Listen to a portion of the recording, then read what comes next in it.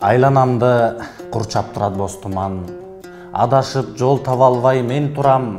Акыйкат бул өлүмдүн бардыгы, арнашалы, сыйлашалы кел тууган.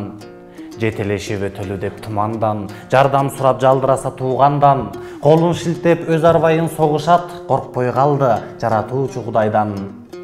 Баратабыз кыркырларда кыялап, бирибизге кылбайлычы кыянат. Боор тартып сыйлашалы жалганда, бул ааламга жакын калды кыямат.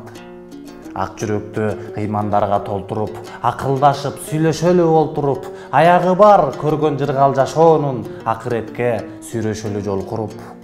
Алданбайлы азгырылып шайтанга, шүгүрдейле атып жаткан ар таңга, адамдык касиеттен айрылып, байланбайлы куру бекер арканга. Нафси кетип, көздөрүбүз кашайды, наалыбайлы, шүгүр кылып жашайлы, өлүм күтөт бул жашоонун аягын, өмүр барда сооп иштерди жасайлы. Жакындарым куткарат деп үшкүрбө, ыйлай сыктай коюп коет 3 күндө. Бүгүн сага төбеленип чыккан чөп, эртең эле өсүп чыгат үстүңдө.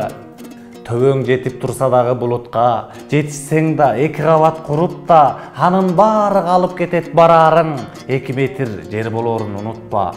Ойлон тууган, убактыңды кетирбе, оозуна нан сал, төк мээримди жетимге, оруп тапкан байлыгыңды калтырып, ороп көмөт 5 метрлик кепинге. Чоң сарайың болсо дагы Пекинде, чогултканың түркүк болбойт бекинбе, чолуу болуп топтогонуң калып кетет, чөнтөк болбойт кетериңде кепинде.